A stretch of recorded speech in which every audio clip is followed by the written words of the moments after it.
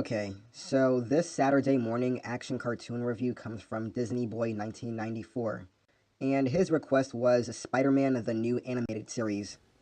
Spinning out of the success of Raimi's first Spider-Man movie, the idea was simple: create a Spider-Man show that would have ties to the new movie and target a new audience, no often targeted by the cartoons at the time.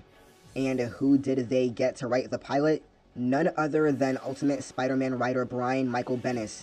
What appealed to me about this show is how unique this show was compared to all the Spider-Man cartoons, perhaps due to its targeted audience being teenagers rather than young kids. The show originally aired on MTV and set the characters up as they were attending college. They dealt with more adult problems and allowed characters to be darker than previously allowed in Spider-Man cartoons that predated it. For its time, the cel-shaded animation was fantastic, and remains better than other cartoons that had that similar animation style. As for the production, it was interesting. The producers wanted to appeal to teenagers more, so adults are practically sparse here. And even then, Aunt May appears only once in a picture. Doc Connors is portrayed as a soulless scientist who cares only about his work, and his family is never even mentioned, as if he doesn't have one. Harry Osborn's dad died before the show even began. And like I said in the beginning, this show was based off of the Sam Raimi Spider-Man movies. If you all saw the first Spider-Man movie, which was released in 2002, you all know that Norman Osborn died in that movie. And this show was released in 2003, so it was more of a continuation of the movie. But I will say, at least to me, the characters in this show don't really resemble the characters from the Sam Raimi Spider-Man movies, at least to me. The adults are barely relevant in this show aimed at teens. It's fascinating to see all these changes to fit the show's approach. Peter Parker is portrayed in college with his main circle of friends, Mary Jane and Harry Osborn. Gwen Stacy is nowhere to be seen in this show, and Flash Thompson is only in one episode. Peter is voiced by Neil Patrick Harris, which to me was a great casting choice. Mary Jane Watson was voiced by Lisa Loeb, and Stan Lee makes a voice cameo in the penultimate episode.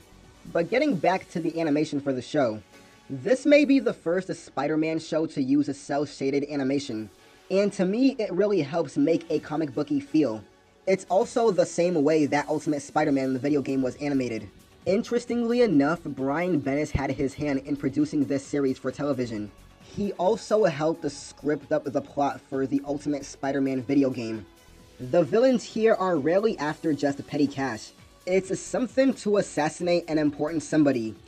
One person violently crusades against crime to support property that's about to be bulldozed by Oscorp, while the terrorist group Pterodax is trying to restore the Soviet Republic. Max Dillion is also reimagined into an insecure college kid who tragically turns into the monster Electro. Along with Lizard and Kraven, that only makes 3 classic villains appear, because the Goblin, Green, Hob, you name it, doesn't appear at all. Although introducing new characters to the Spider-Man mythos, it did a great job at doing the previous villains justice, and both felt like they belonged in the world they had created. Both the writers and the animators did a great job at making me care about the characters, with the voice cast to complement extremely well, including Neil Patrick Harris as Peter Parker. I really love the intro for the show. It just has a nice soft techno feel to the show. It's actually funny because I used this intro theme as a soundtrack for a class presentation, which was my art project.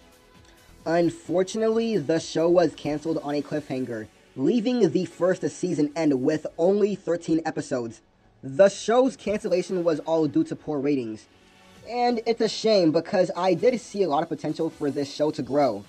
Much like Spider-Man Unlimited, just fades out in TV cancellation hell and is forgotten by everybody else.